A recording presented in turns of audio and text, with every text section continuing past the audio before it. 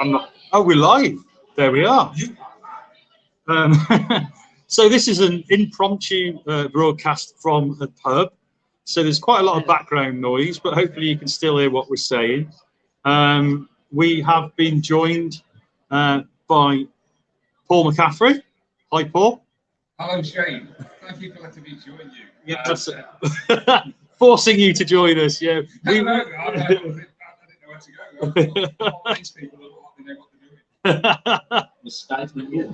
Just trying to hear. I don't know. So we haven't got much volume. Okay, well I'll put it over here, and hopefully we can hear a bit better.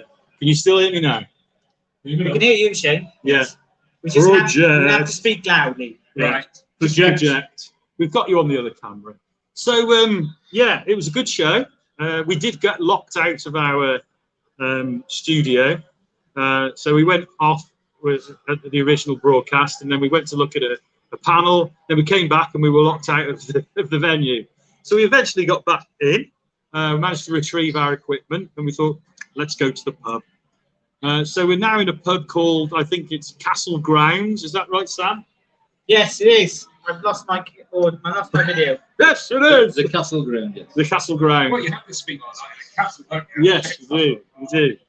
So we dragged Paul along, and we thought we'd have a little chat, because Paul's working on a book at the moment called The First Men on Mars, I believe. Yes. Now we are going to be doing an ice cast about this book with Gary and another Paul, who I believe is the co-publisher. But it's always nice to talk to an artist, especially when you get the chance in a pub. Yeah, that's fine. Paul's going to sit next to me, and hopefully you'll get better audio. We can still see you on the other camera. So, how did you get involved in First Men on Mars, Paul? Well, Gary drew a variant cover for the Adler series that I was involved with, and for some reason he thought I might be useful for this First Man on Mars. I think I wanted a steampunky vibe, and I've run steampunky stuff. Yeah. So simple as that, really. Yeah. And I felt really pleased that Gary had asked me to get involved. I've been on Gary's work since, I think, City of Silence. Yeah. I mean, where he did some work for Knight of Pendragon. Remember that book? No. It was really, his style was really different, man. But I really, really liked it. It was just so full of energy. It seemed like a real style that he just come up with himself. You know, it seemed really unique. But yeah, we're talking about Gary Erskine, by the way. Yeah, we just say Gary, you know, to know, but. Yeah, Gary, who is a lovely, lovely man and a really talented artist, a veteran of the industry. Sam's been messing around with cameras. So we'll carry on talking. So you got involved through Gary, then you liked it. Can you tell us a little bit about what you're doing, your story, or is it all hush at the moment? Basically, it's an incident on British incident. So there's a sort of a question to what's actually gone on. So each witness's account of events will be slightly different. And run by different artists, so I could be one particular artist. So it's a sort of a Rashomon type idea, which I thought was really clever. It's a good way of getting different people involved as well. Yeah. And you haven't got like one book. So how many pages is the book altogether? I think it's 64. Yeah, that's a lot. You couldn't get one artist to do that, could you? Yeah, so that works really well. And is it all one writer? Is it all? Yeah. And is that Gary or is it Paul? Paul Matthews, yeah.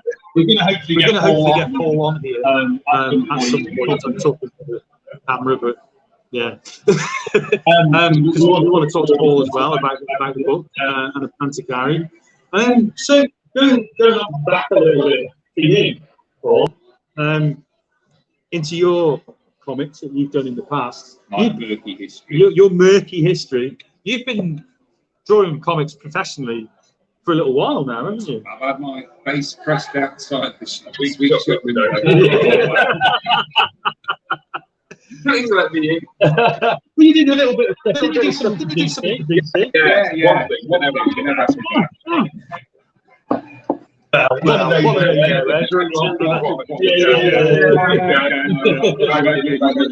I mean, I think the other thing is as well. There is the thing that DC have their thing, don't they? And it sounds like bullshit when they say it. It's like it's not our thing. It's not what. But in fairness, your style is quite unique, isn't it? And maybe DC weren't ready. Yeah.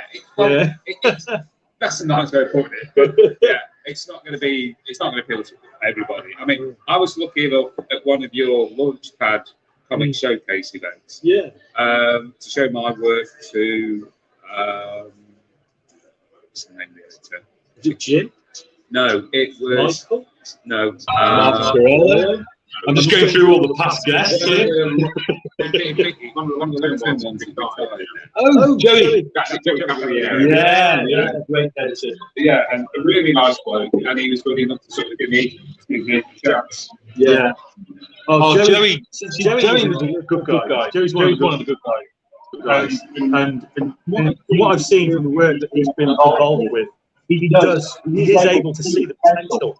What an artist can do, where he can go, and how he can work. You look at his credits.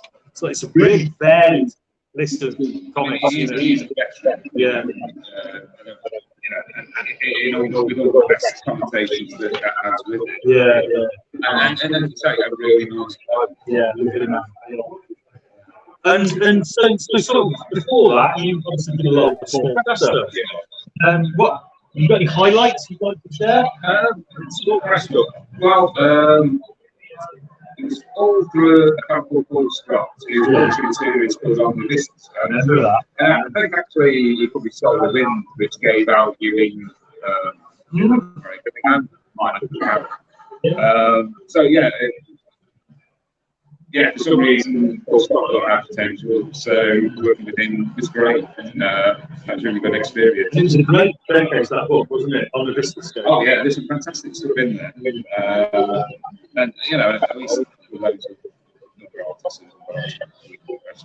Yeah, gone on to do some great things. Yeah. It was really nicely printed. It was well presented. Yeah, it was kind of. It's kind of semi-professional, I think it's a little bit more sort of press. I mean, if it was happening now, no doubt about it, it would be classed as a professional book. Because I think, the gap between small press and professional, it's getting smaller and smaller and smaller. I think in some ways it was almost like a precursor of something like 77. Yeah. Well, it's definitely up there. I mean, the quality of the work in there is fantastic. I hope sometimes Paul watches this and I realise how good that book was. I always kind of credit Paul with the kick-starting, my, I'm not going to call it career, but my messing about in comics. Yeah.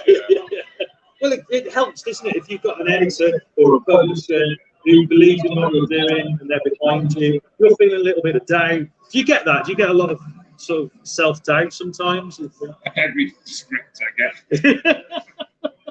Shit, I'm not going to draw this. My God.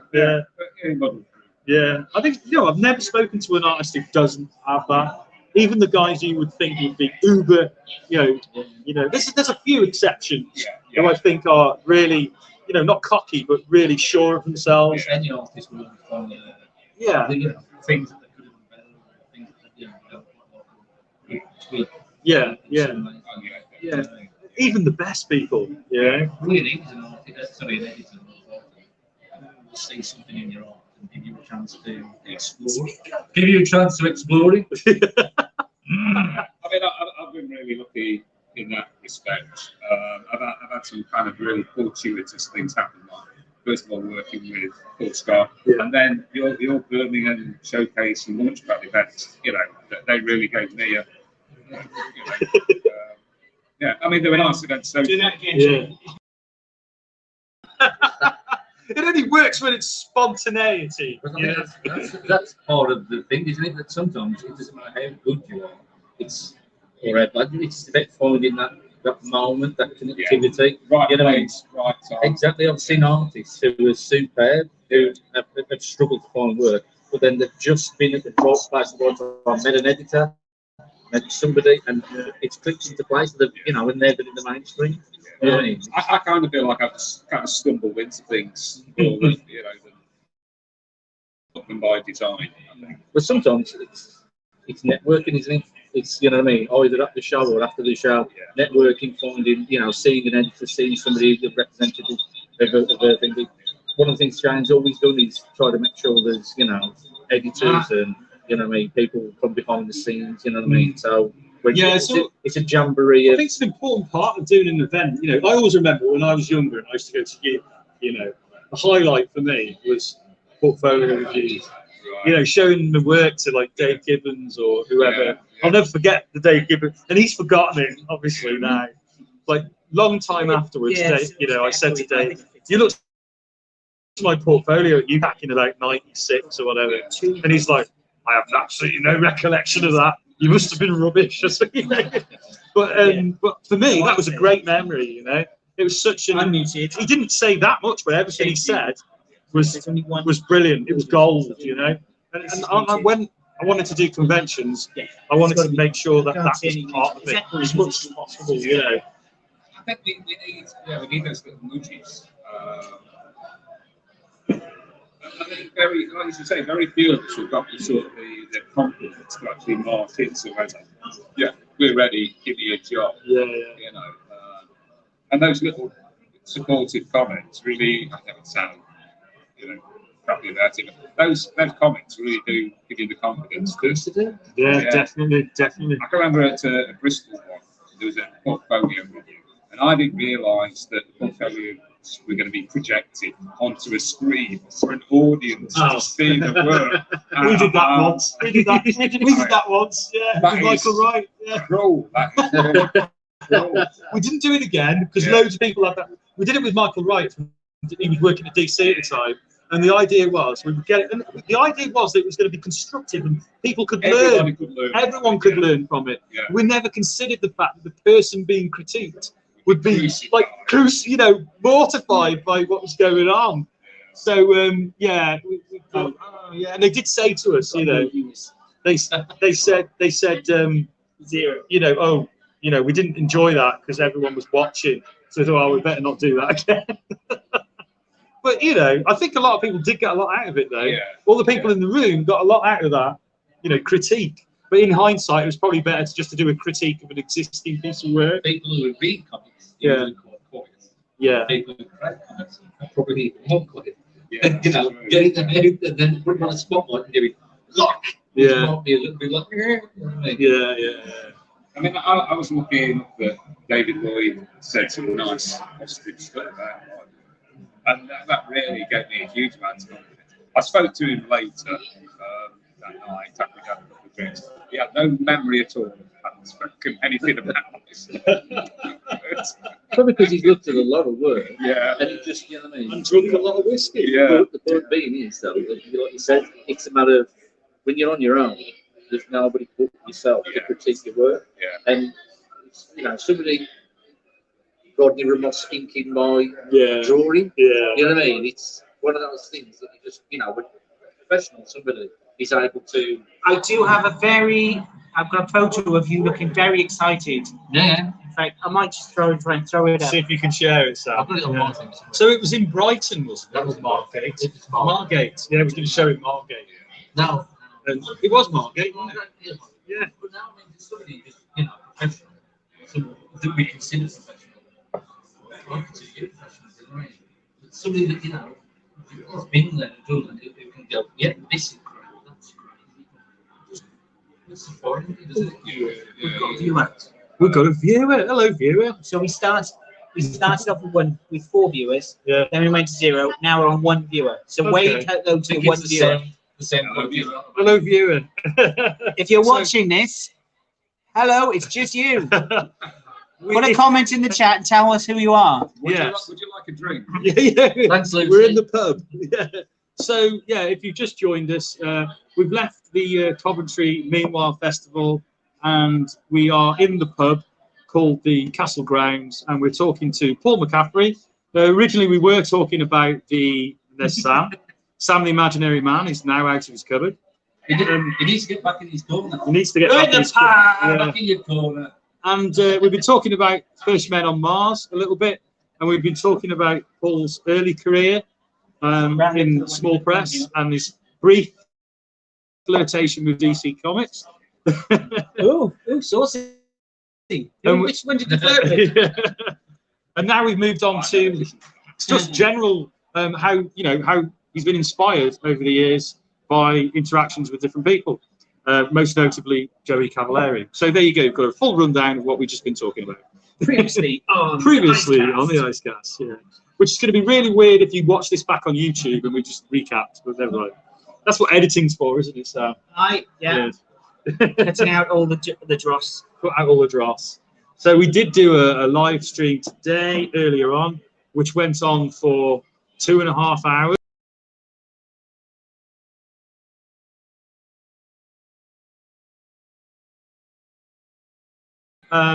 Gillen and Al Ewing, but we didn't manage to get them on film. But hopefully they're going to be joining us for a later show. That is the plan, if we can twist their arm. So for now, we are just enjoying time in the pub with some beer. And yeah, it's been a great show. I'm hoping to go to the drink and draw. Yeah, we are hoping to go to the drink and draw. We probably won't be filming from there. But yeah, we're just going to enjoy ourselves. So I don't know if we want to continue with this stream anymore, guys. Or shall we call it a night? Let's talk about. So what we're going to do now is forget that the audience is there. Okay, we're going to forget that the audience is there, and we're just going to chew the fat. So. What do you think of the show today? It was quiet, but I enjoyed it. I mean, for me, these cons, it's about sort of catching up with people. Yeah, it's great sort of just chatting with the other people attending. We've got no viewers now. It's all right. That means we can do whatever we want. Yeah. This is recording. You're still recording now. Yeah. So what was the comics that got you into comics? What did you read? What was your early memories of comics? A seminal comic is one from 1970. It's a black and white horror comic called Web of Horror. Wow. I received that when I was 4 years old, and it left Four. Yeah. Wow. Yeah, I've still got it. Yeah. No. Well, most of it. Most of it, Yeah. There's a fair few pages missing out, but yeah. I don't know whether I got into horror because of that or comics because of that, but yeah, I'd say it was artwork in there by Bernie Wrights and Mike Kaluta, Ralph Reese. That's a good call, isn't it? Yeah. I mean, to have to at that age. Yeah. Formative comics. Yeah. I have vivid memories of the annuals. Yeah. So you have collected, and they used to reprint old Kirby, really old Marvel stuff. Yeah. You're talking about the Avengers or Marvel annuals. Spider-Man annuals. Yeah, Spider-Man. Yeah, I've got one that I managed to find the actual original American version of it. It's one where Spider-Man goes to Hollywood because the Human Torch is doing doing a film, and they team up together, and I can't remember who. Did you ever read the Spider-Man Human Torch limited series by Dan Slott? No, it's brilliant. Absolutely brilliant. It's funny. It's just their rivalry over the years and their friendship, and it goes through all the different periods of Spider-Man and Human Torch, from the early days, Ditko time, to modern times. It's a 5-issue series, and it just captures their relationship, their friendship, their rivalry, and it's hilarious. I am a big fan of Dan Slott. Oh, he's written some good because stuff, I like him, but I'm not a fan of his writing. Oh. So you're a fan of him, but not his work? Yeah, because we saw him because he came to your show, He did. and I also saw him in London, and he talked and about ideas of what he's going to do. And I was going, "This is brilliant! It sounds so good." And I also had a chat with him. He's a lovely guy. He was giving us all stories. I disagree. But then, Dan Slott is a great writer. he is a great guy. He is a great writer. But I don't like his comics. No, I can't do it. I mean, his Spider-Man run is super. No, I stopped Oh, reading no, Spider-Man. we argue on with that. Let's get back on track. Sam, your early comic memories. Well, like I say, the annuals were a big thing, and also they had A4 black and white reprints of Marvel stuff, like the Hulk. I remember reading the Hulk, and also I had a Doctor Who comic that I loved this character, and it was Albus Dark, Dalek Killer. Absolute Dark, with a chainsaw sword. chainsaw. And I loved that. And then later on in life, I realised it was drawn by Steve Dillon. Yeah. And I was like, whoa! I was a big fan of that then. I've been waiting for him to appear on TV. Oh, He did. In picture was a form. picture, In yes. picture form. He needs it on camera. Yeah. He's amazing. Dalek Killer. Just chopping the Daleks up with a chainsaw. Oh, it's so good. So that was an experience. It's basically Ash. Also, okay. One other thing about early comics is I remember learning to read by reading. I mean, by reading the Star Wars annual, obviously by Howard Chaykin. And I told him that, and he told me to fuck off. Sorry, children. Now, He hates it. I think what it is. He was not in a. Yeah, I think what it is at the time it was work, but he looks back on it now and he considers it, not his best work, because he was at the earlier stage of his career, and he knows, being honest with himself, it's not his best work. I don't like to speak for him, but this is based on what he said, and obviously everyone goes on about it because there's a lot of people that's all they know of his work, and I think it's frustrating. Because he knows it's not his best. It's like, don't read that, read this, read something else that I'm proud of, So I think he gets a bit annoyed. Again, that's that classic artist thing, isn't it? Yeah. Always Don't finding talk about problems. that. Ignore that. Yeah, just don't want to talk Me about handing Doug Braithwaite. Always like to try and find things in. I mean, random stuff that people have done. Bringing a Spider-Man annual. And he'd done the illustrations to a text story. Right. So it was a reprint, obviously, in the whole hard annuals. And then a British guy wrote it, and he'd done might have been Dan Abnett. He'd done the illustrations. Oh my God! When he saw it, he was like, "Oh, this is awful! Oh, look at that! Oh!" I still made him sign it though. But I think my early comics were probably like Mouse People's Battle Action. Battle Action Force that started me on the G.I. Joe Action Force route. Things like, you get the odd Commando. And then it was Spider-Man Weeklies. The odd one of those would turn up. Reprints. But then some UK, Mike Collins writing and draw. I think he wrote, or at least drew. And then it was Transformers issue 1. Come back from school for my dinner. See, and there's Transformers issue 1 with the sticker, well, not the stickers, what are they? Acetates that you'd rub a penny, 2 pence on. Transfers onto the thingy. I think the thing is, they slag off like free gifts on comics now. Yeah. They're not very good now, are they? Whereas back when we were kids, they were cool. No. We had good free gifts. Yeah. What? You're talking one of those things that was basically a paper cardboard that you hit it and bang! Yeah, that was it. Oh, that was entertainment. That was entertainment in our day. That would have an eye out. No, my favourite free gift in a comic, Spark. What's that like? Crackle thing.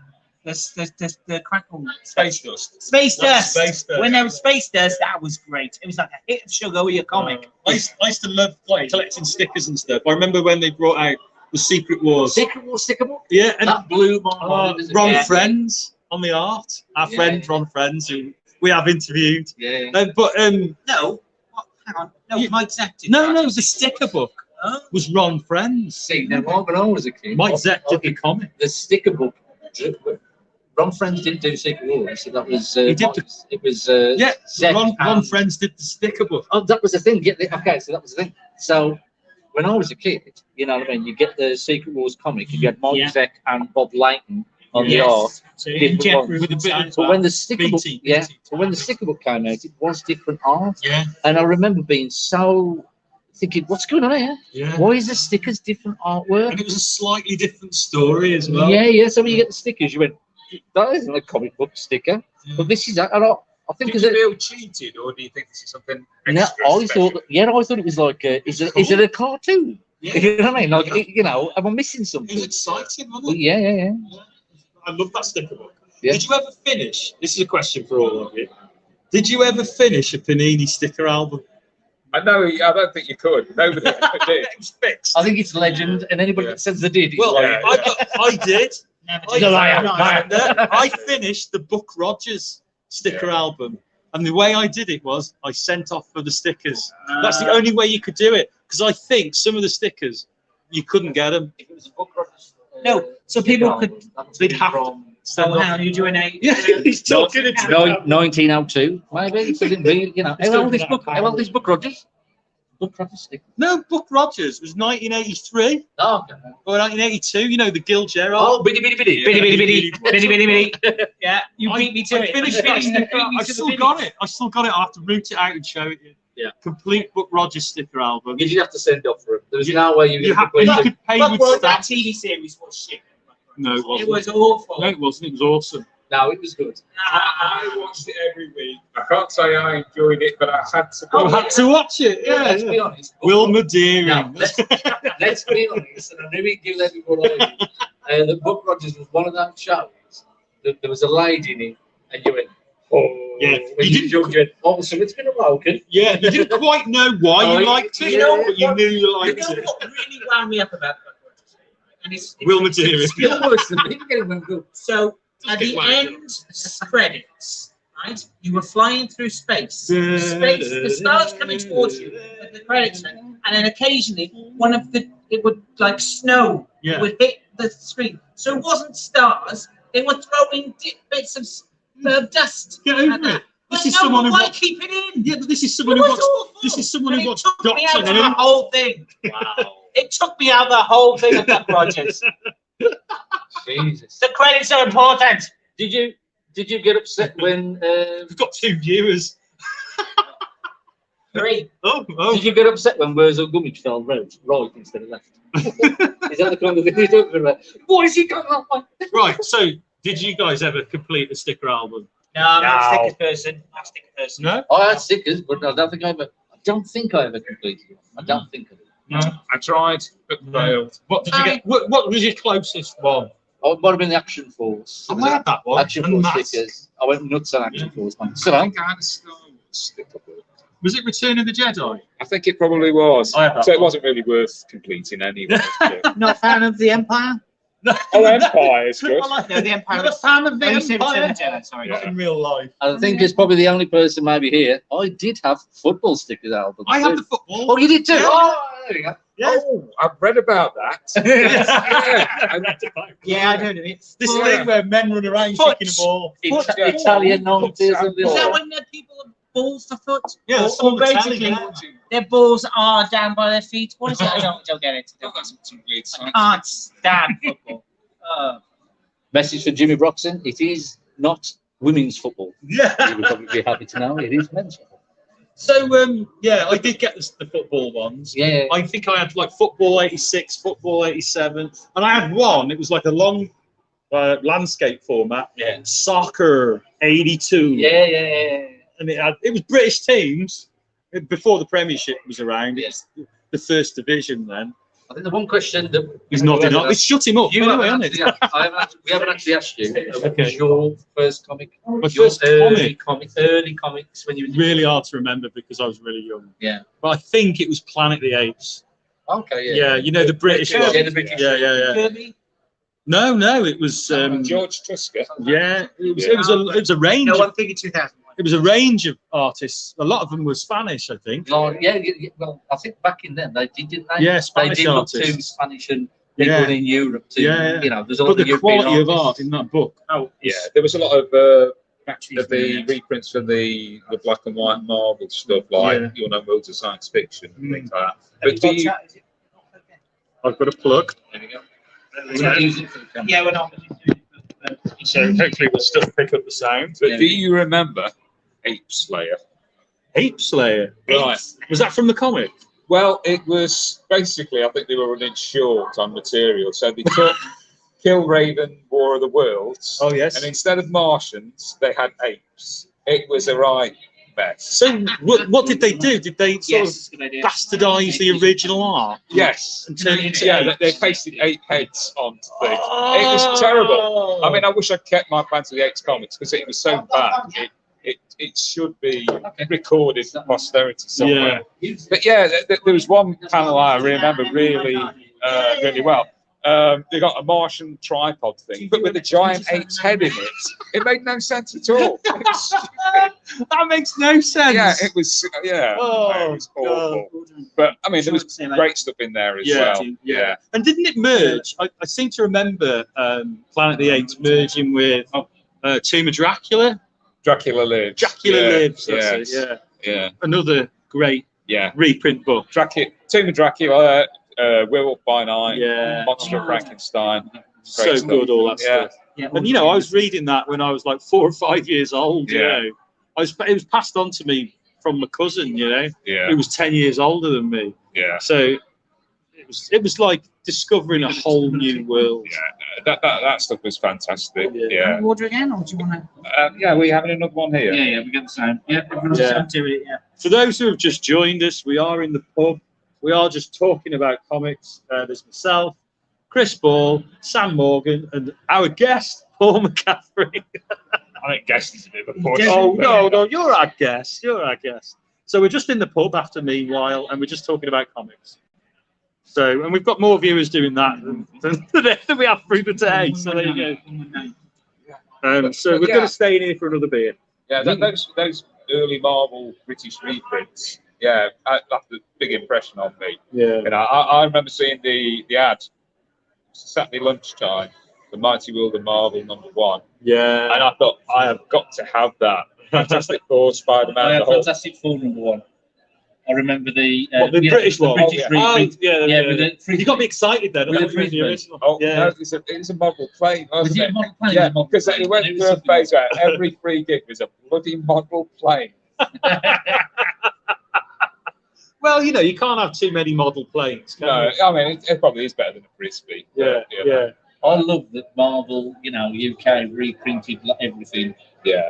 We had some lovely stuff, and then at some point started to create their own little universe. Yeah. And I've always found that fascinating. Well, I remember Sam. I remember the Hulk comic that had that had Steve Dillon doing some new Nick Furies. Yeah. And I can't remember the artist on the Black Knight series, but that was fantastic. The artwork in that was really nice. Might have been Steve Parkhouse or something like that. I think it could have been actually. Yeah, that was great. Yeah. Talking of Steve Parkhouse, it's a bit out, making a bit of a leap. But did you read Resident Alien? No, I didn't. Really good. Really good. With Steve Parkhouse art, obviously. Written by Peter Hogan. Yeah. We had the guys on here as guests. They were great. Obviously, it's been turned into a TV show on the Sci-Fi Channel. But that book, absolutely love it. Right, I must get that. Yeah. I'm a big fan of Steve Parkhouse's artwork, particularly his Bo Jeffries style. Yeah. That was fantastic. Yeah. Well, Bo Jeffries is amazing. Yeah. Okay, so Lucy. Hi, Lucy. Says Faceache was my recurring nightmare as a child. Put it closer. I'd stab something if I met him now. Who's Faceache? Squench. You remember Faceache? Faceache, he was being old dandy, and his face would morph into other faces. Ken Reed. It was a Ken Reed. It was a Ken Reed. I can understand the my gosh. thing. And I haven't thought about that for decades. You've got a mental block there. Yeah, that's what it is. I'm disturbed. Proving the comedian she is. Al Ewing, guys, this is the closest thing to OnlyFans I've paid for. Al Ewing included a Faceache reference in one of his comics. Did he? He did, yeah. He's called the Master, basically Reed Richards from the Ultimate Universe, and he's learned how to change his face. He can stretch. Oh right, yeah. And he called it squenching and de-squenching, which is the Faceache. I thought Reed Richards could do that anyway. I thought he could. He can, but I think it's one of the things that they didn't use it very often. You know what I mean? Well, it's a bit of a plot thing, probably let Jack or Stan at the time. Yeah, you know what I mean, for a story. Because I think you're right. I'm pretty sure he has changed his face in the old stories. Yeah, that's what I mean. Yeah, in the old stories. Yeah, because of course when the Skrulls used to do it. But then you turn them into cows, and then there's all kind of problems. Yeah. And then you get Skull Kill Crew. Yeah. Which I really enjoyed that. I don't know if anybody else did. Was it Steve Yeowell? It was Steve Yeowell. Pete Milligan. I think it was Peter Milligan. No, Grant Morrison and Mark Miller. Oh, was it? Yeah. What? Grant Morrison. They're and Mark both Miller. writers. The original one, the first one. Who drew it?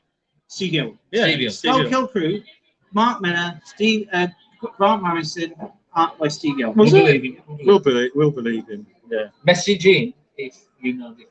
Yeah, and we'll Or ignore it. one viewer. On that one viewer. We've got 6 viewers. What are you on Oh about? my God! It's really? because he's not in his You're adding corner. them up separately. You're not in your corner. that's Sorry. why. You're adding them up separately. Yes, yeah. Running total. Send, not Yeah, submit. we've had one every hour. We've added them up. It's asking me to send a new. It's going up. We've got 7 viewers now. For those who have just joined us, I'll give it a man in the corner for a second. yeah, go to control, Chris. Yeah. Signal freezing. We're basically talking in the pub about comics. Yeah. So, which artists were an influence on your style? On my then, Shane? drawing. Yeah. Wow. Originally, I suppose it would be John Buscema, Sal Buscema, Yeah. because those are the guys who were around. And I bought the How to Draw the Marvel Away when I was a kid. Yeah. So that was all mostly So- Kirby, John Buscema, Yeah. all that sort of thing. So they were on the storytelling side of things. It was those guys, Right. you know, the classics. Yeah. Yeah. Gene Colan. And then obviously when I started to draw myself, you get influenced by who you're reading, don't you? Who you're looking at. At the time. So it was like John Byrne originally. Yeah. And then it was like Alex Toth I started to get into. Yeah, I mean, I really didn't like his stuff when I was a kid. Mm. I love his stuff now. I've really come Yeah. to appreciate that minimalism, Yeah. that economy of storytelling. I Yeah. think it's just fantastic. And the way you can sum up so Yeah. much just with, you know, another artist would have to put in like cross-hatching and shading, Yeah, and all yeah, kinds of- yeah. just to kind of render the form. He does it one line. Yeah. For me, I think you had obviously Jack Kirby at Yeah. the beginning. This is an influence for me at first. I'm just saying that Jack Kirby and Spider-Man, Yeah, Ditko, Yeah. they were doing their thing. Individual, expressionistic, that making their mark. Yeah. The first artist for me that really just grabbed me and was like, was amazing. The greatest artist, John Romita. John Right. Romita Senior. Oh. Because he then Beautiful became the art for Marvel Comics. So if you sort of poster, All you the sort of marketing. advertising, Yeah. anything, Yeah. it was all Yeah. it was John Romita Yeah. because his artwork was so It's a clear line. a clear line, Yeah. crisp, and then obviously some took over, many years later. But I actually did meet John. I've met John Romita Senior Right. Yeah. just for a moment. Went over when I went to went over to New York, not New York, Florida. Yeah. I didn't realise he was there. Right. Sam? Guys, we've got Barry. Go We've got Barry Renshaw. Oh, there you go. You can see it. It's right in front of you. Question for Shane. Yeah. Ultra Magnus or Rodimus Prime? Oh, Rodimus. who's the coolest, or Rodimus. who would win in a fight? Rodimus gets too much crap. Ultra Magnus for me. Ultra Magnus. No, Ultra Magnus, he's a proper warrior. He's man. just transported. Yeah, yeah. Transported. Transported. Yeah. He's had too many beers. I had one. It's been a long day. It's Ultra Magnus for me because he's a proper soldier. Rodimus is the underdog. Yeah, Rodimus is just a cocky kid. Yeah. Like if you want to compare it, Ultra Magnus is more of your sort of like Han Solo character, whereas Rodimus is more your Luke Skywalker. You know. I can't believe So- you're comparing Transformers to Star Wars. Transformers is a bunch of adverts for cars and toys. Transformers is awful. Stop. Right. No, I have opinions and I will be heard. He's What not. I did manage to you're hurting meet my feelings. so John Romita Senior and have a photo with him Did you? as he was leaving the con. Look, John Romita. Yeah, No, John no, Romita. That's John Buscema. John John Romita. Buscema. I'm 5 minutes behind. Sorry. He's had 1 point. He's had 1 point and he's out of control. So I managed to have a photo with him. Trying to But make it interesting. who was the artist in Star Wars and Spider-Man? Spider-Woman. Yeah, like huge, big artist. Carmine Infantino. Carmine Oh, Infantino. yeah. He was sitting there, and in my what a youth, I legend. just ignored him and went straight to John Romita Senior. I was like, "Oh my God, John Romita Senior!" because I wasn't a fan. Hey, I Yeah. said it was John Romita. Hey, fair enough. You like what you like, don't you? And whenever I saw John Romita Jr. at the con, I'd always be like, "How's your dad? Is he all right?" And he always go, "He's all right." Thanks." I met him as a kid, not when John Romita Jr. was a kid, when I was a kid, and he was absolutely lovely. Yeah. He brought us in, me and my brother, had a chat. We asked him a question. He went, "That's a great question. When I do a talk, you should ask me that question." And then he did a talk, and I put my hand up, and he went, "That boy there." bless And I him. asked my question. My question was, it was called the Mutant Massacre, but why did no mutants get massacred? And he went, "That's a great question, Sam." And then he went and explained that it was actually lots of mutants being massacred, Yeah. just not the ones that Off-screen. off screen. Never changed. Yeah. Not the important ones that we need to keep. For the next This was when I was like 15, 16. Yeah. Yeah. Just the ones who've got awkward But he- powers. Yeah. He was a lovely man. Yeah. Lovely man. I've heard he's a lovely guy. I must admit, most of the comic artists and writers I've met tend to be like just genuinely nice people. Yeah. Cheers, mate. Definitely. Thank you. In my experience as well. Come on, let's do it. The real question is clink. now. The real question is now, though. Yeah, keep How that. long before the managerial come up and tell us to stop live streaming? I know. Oh, why do Hey, we do it proud on that? I don't know. If you can't get to the pub tonight, come and enjoy it. Enjoy it. Enjoy us having a drink, Enjoy us having a talking general bollocks. About comics. Yeah, I must admit, going back to Howard Chaykin, I was a big fan of his work when I was a kid, like Yeah. his Iron Wolf and stuff. Which I think he did that before Star Wars. And and even things like his sort of Cody Starbuck and things like that, which were a wee bit racy. Yeah. Well, he's always had that element to his work, hasn't he? You know, it's always been a bit I racy. think the people who are in this room are coming here soon, so it might have to- Yeah, that's okay. That's okay. So we've got I some. think he was a bit disturbed when I told him I'd read that when I was like 12 years old. I didn't know what I was looking at, to be honest. Well, you just lap it up, don't you? You know, as a kid. You know. So, folks, it looks as though some. Yeah, we might have to wrap. We might have to wrap it up soon because we don't want to disturb people. How many viewers do we have, Shane? We've got 5 at the moment. And we didn't get permission. Yeah, we haven't had permission to stream. It's here. fine. No one knows we're in the castle grounds in Coventry. No, just the So- 5 people watch it. It's a good pub. It's a good pub. It is actually. You get table service, so you haven't got to go to the bar. It's Coventry prices, £4.80 for a Peroni. I mean, that's not too bad. Mine If was- you're in London, London. Mine was £3. Oh, well, something. you've got, you're drinking shit London No, Pride. it's ale. It's nice. London Pride. It's all right. It's all right. But it's Coventry. So what we were talking about before? Transporters. Transporters. Transporters, cars that turn into robots. We were talking about how shaky, weren't we? Oh, Actually, yes, Paul? yes. Yeah. You move. No, you're hiding. You're hiding. He's getting camera shy. It's too late to get camera shy now, I should have Paul. done this earlier. There's all those 6 people watching now. Oh, God, no. We get a lot more views after the fact. Yeah. So Now, don't tell So me don't feel that. bad now. Feel bad in a Worse few tomorrow. weeks. Yeah, when there's 1,000 people watching it on we Facebook. do get a lot of Read the people comments. afterwards. How many comments do we have? I've stopped looking at the comments, to be honest. Annoyed? Anyone annoyed Bisley yet? He's not here. He's not here. He's not Lucy. here, but I would. Yeah, he's I not- would annoy him. No, business Yeah, great. my intent, or Another bit of are business. you a fan or not? I could tell my Sam and Busy story. Do you want me to hear my Sam and Busy story? In a minute. It's actually not. It Lucy's doesn't saying look good no, on me. don't go. So we Ah. can't go yet because Lucy doesn't want us to go. You could always just go on your camp. We're all right at the moment. So what's your Simon Bisley story then, Sam? I don't Is want to this tell it. okay? I don't know if I tell it because it makes me look a bit No negativity. rubbish. Let's Yeah. have no Because negativity. we love Simon. We're just going to put that into context. No. It doesn't. No, I don't. I don't want to tell it because it makes me look rubbish. I'll tell a quick one. Simon Bisley at the show. It was a quiet show. Not many people were there. Me and my son sort of turn up, look to get stuff signed. He's drawing drawings of male and female genitalia for laughs. He used to do that. Until he sees my son and then he's like, oh, better stop. And he drew him a Joker, lovely Joker drawing. And now the Busy's amazing. Great guy.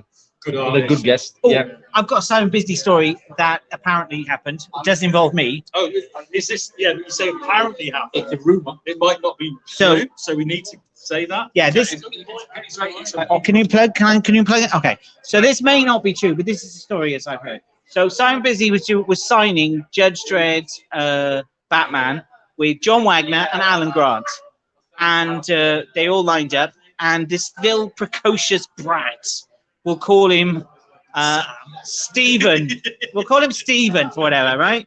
So Steve, with his parents, walked up, and he walked up to John Wagner and said, "Sign my book. Sign my book." And John Wagner went, "Okay," and he signed a book to Stephen, John Wagner, and then he just walked up to Alan Grant and went, "You sign my book." And Alan Grant went, "Oh, okay." To Stephen, I hope you enjoyed. And then he went to Simon Bisley. I mean, and you artist, you sign my book. And Simon Bisley went, "Of course I will. Fuck off, Stephen," and handed it back. Now I don't know if that's true. Maybe it's apocryphal, but it's a good story, whatever. Anyway, that's my Simon Bisley I'd story. like to think that was true. Yeah. So you know How what? old were you when that happened? Yeah.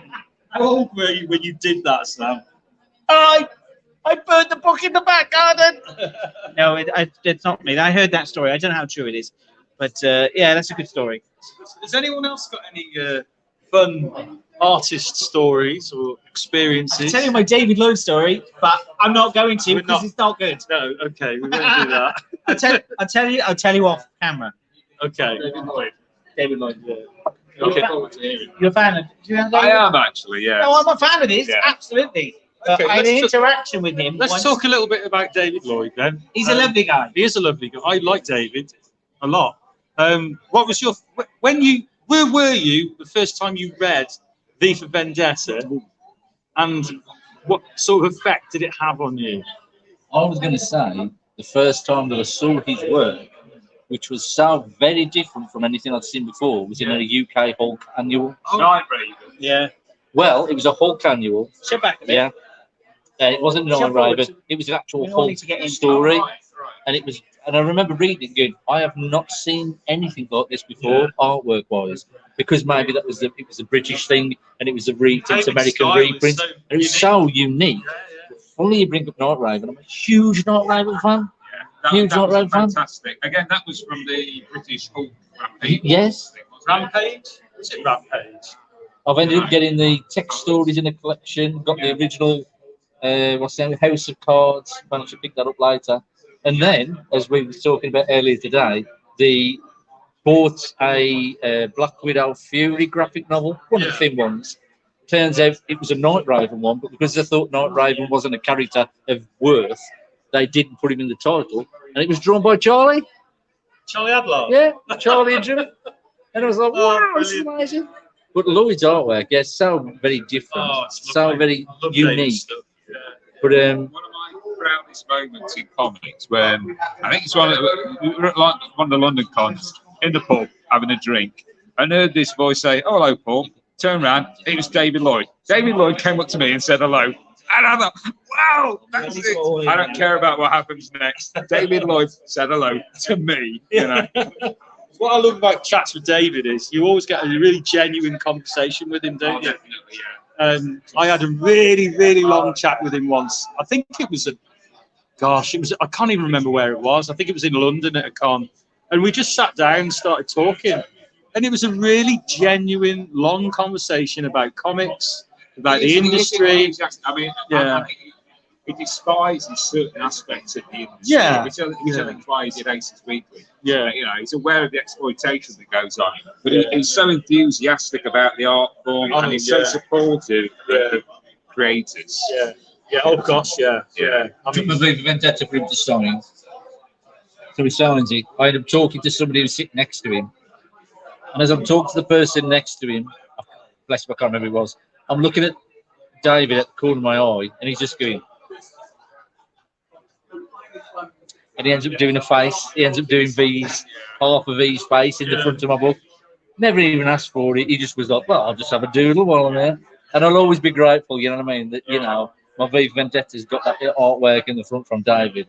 Fantastic stuff. So going back to the original question, then, what did you make of V Vendetta when you read it the first time? How old were you? I can't remember how old I was. Did you read The Warrior? No, I bought